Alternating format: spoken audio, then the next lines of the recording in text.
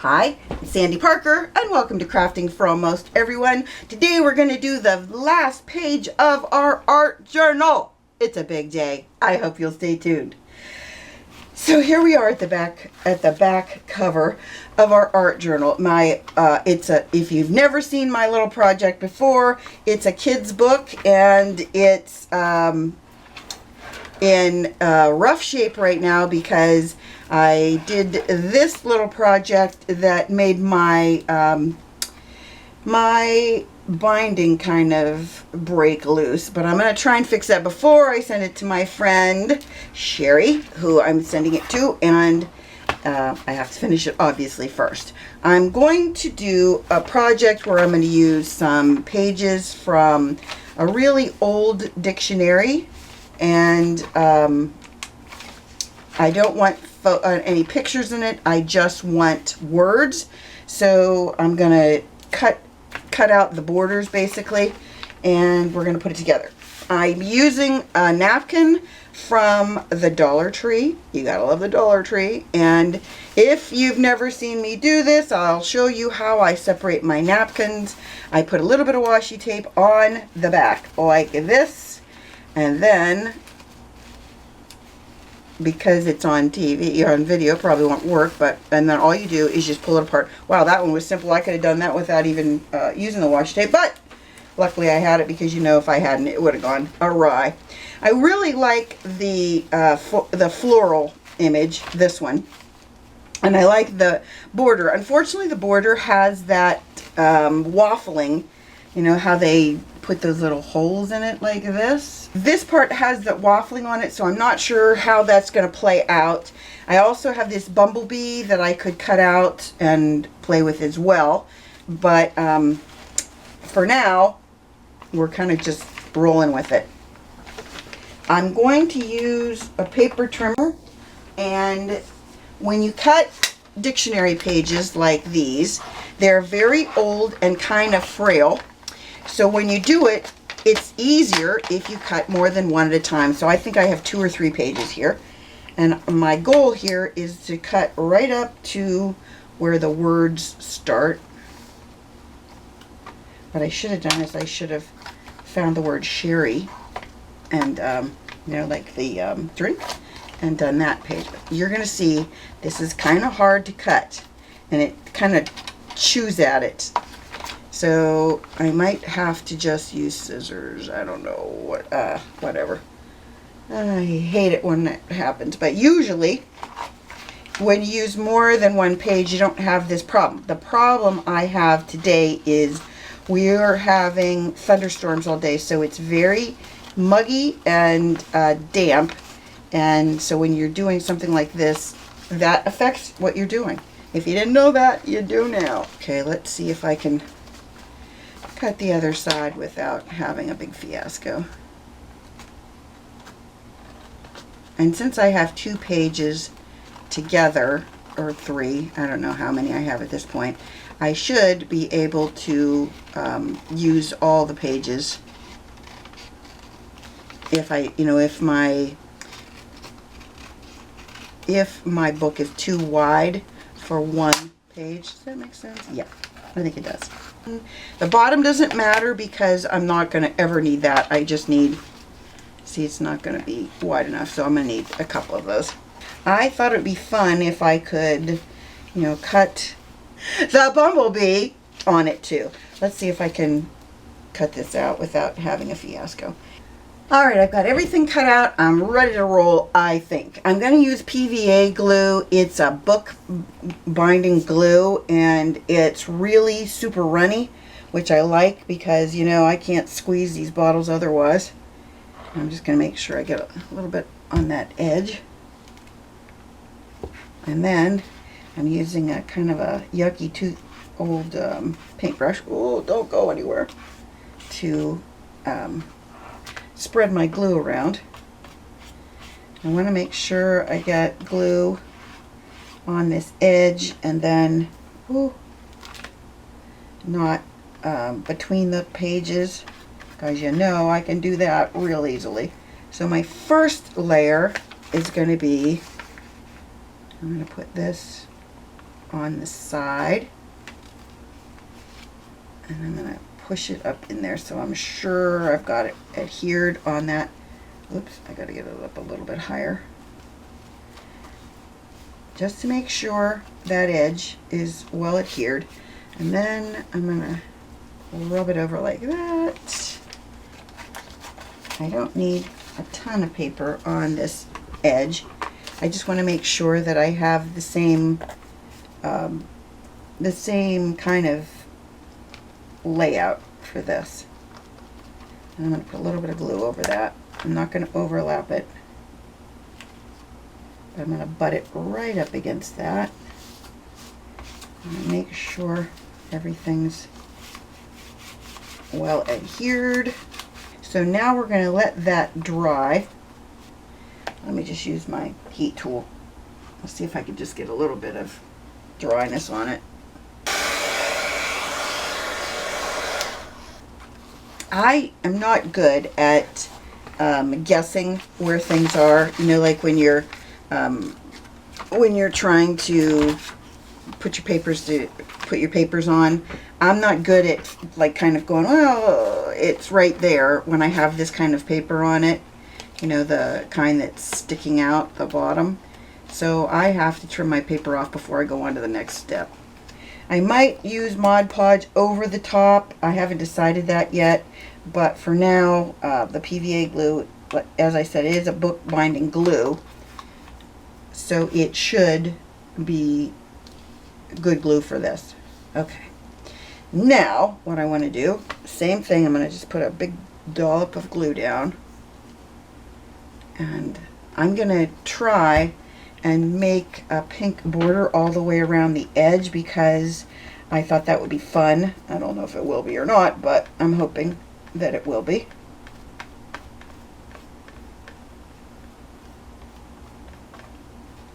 Okay, here's the pink edge. I cut out some of the flowers. I guess I'm going to have to cut out all the pink border. Alright, don't know about that edge yet, but alright, so here is my first piece that I want to lay down. Nope. Oh boy.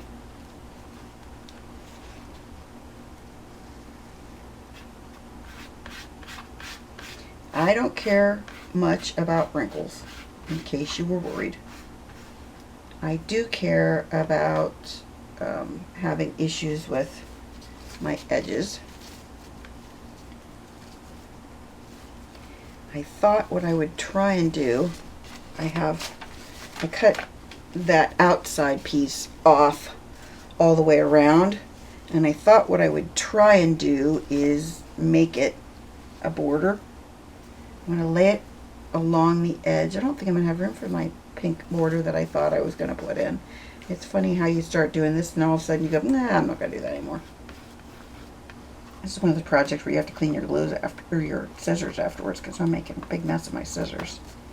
Okay, then next up, I'm going to add a little more glue. Just to make sure everything's really well adhered. Then I made sure that I had cut out some extra flowers so that if I want my flowers to look more three-dimensional or more, I don't know, better we'll go with, that I have extra flowers to glue on. I wanted some of these so that you could not see through them.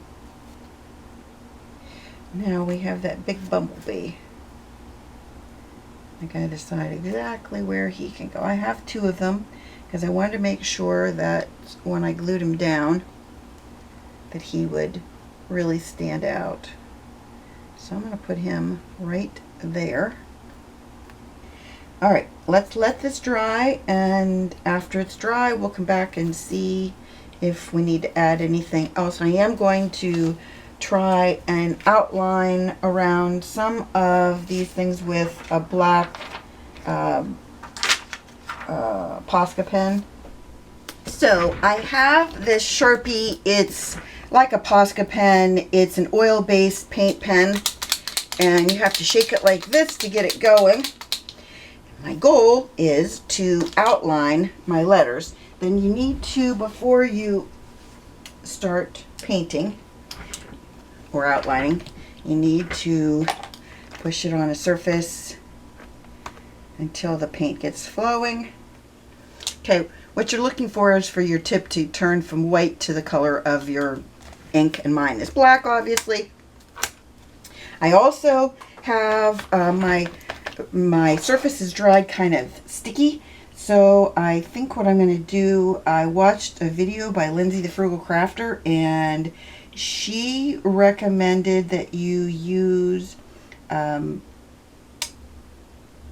wax paper and rub over it to get rid of that tackiness.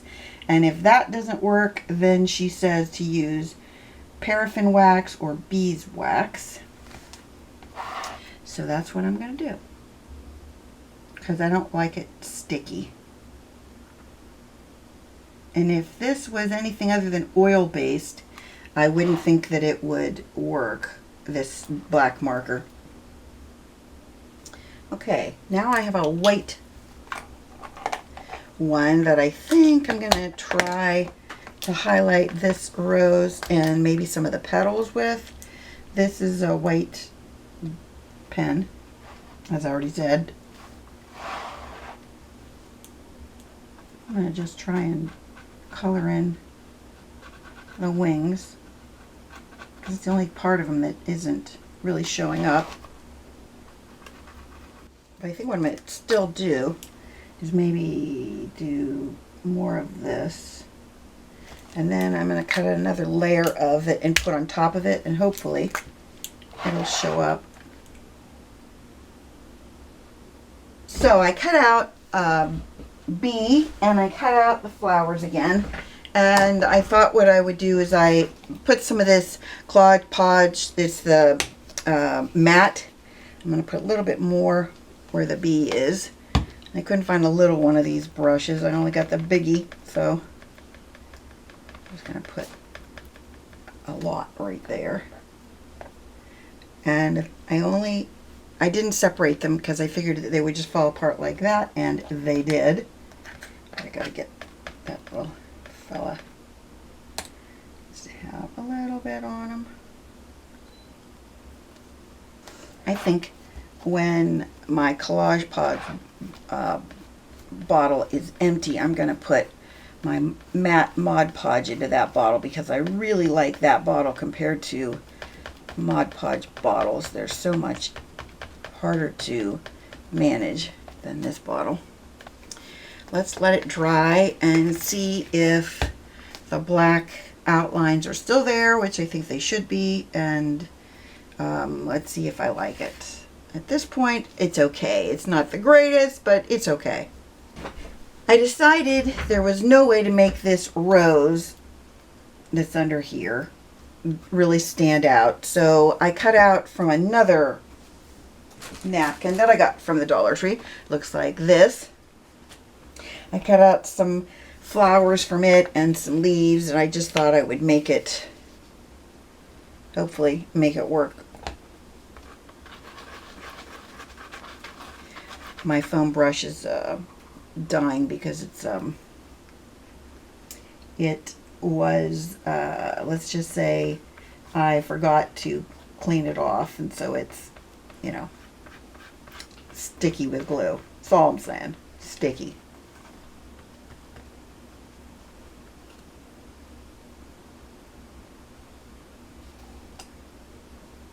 Okay, I'm happier now. I think it just needed more flowers in it somehow. I don't know. We'll just call it that. I don't really know what it needed. Let's hope that the flowers I added will do the trick. Well, I decided after I put on my last coat of Collage Pauge that I thought I would want the back to kind of mirror the front, and I used this diamond glaze that I rebottled from a bigger bottle, and so I already did one of my petals, and I'll show you just quickly how you do this. or how I do it. I put a big gob in the center. Hold on, I'll get my hand out of the way, but I can't do it any other way. I'm not going to put it on that upper part of this one, of this petal, because I don't think it'll stay there. I think it'll just run down onto the bottom part. I don't want that. Okay, so I'll show you how I do it. I take the back of a paintbrush and okay, first of all, I don't want these two to run together, so I'm going to have to kind of play with that to get them separated. But first, I'm just going to kind of push it into the centers, or excuse me, the edges where I need it to be. Same with this one. And then to get it out of that spot where I don't want it, the easiest way, and you know, my simplified way, is to take a piece of cardstock and kind of push it back where you want it, and push this section into where you want it, so that you can hopefully get them to stay away from each other. Okay, then I'm going to put some on the last orange flower. I'm only doing the orange petals because I didn't do everything on the front cover, so I don't want to do everything on the back cover. And if you get a bubble, now is the time to clean that bubble up. And what I do is I just poke at it. This one has some bubbles in it. They're little bubbles, but you don't want to see those bubbles when it dries, and you will see them. So I'm trying to just kind of jab at them with my end of my paintbrush. So what we're going to do is I'm going to let this dry, and then we'll come back when it's all dried and I'll show you the whole album. So this is what it looks like in the end. Here is the front cover on the left. This is the front cover. Then our front cover, we have the redo of what used to be the Hot Mess, and now it's the page that's alcohol ink. Then we have the fall and the flower, and my favorite page, I think this one with the peacock. I really like that. It was so simple. It was just a napkin, and then the happiness word I went over with a black, I think it was like a Stickles kind of thing. That's what that is. And then this double page is just stamping and using the markers like I used on the back page. This is some tissue paper that I bought that already had this pattern in it, and then I just colored it in and put a sticker on it of the bird. This is the page, the double page where I used, this is the one that pulled everything apart. I had to save it in the end by putting the, like adding a lot to that back page. I'll show you that in a second. But there's no way for me to fix this without really destroying the image and making it harder to close the book. But anyway, this is embroidery floss. If you didn't know that already, I'll hold it up so you can see the individual strands of floss. Then this is a colored image that I ripped apart and then painted the background and then added some words on there, and then the little diamonds. I like that page. I thought it was kind of fun. And then we'll go back to my last page that's better to look at like this.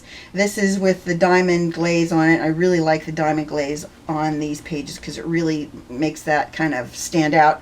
And then what I did is I used a lot. Well, first I put the tissue paper right here, not tissue paper, napkin.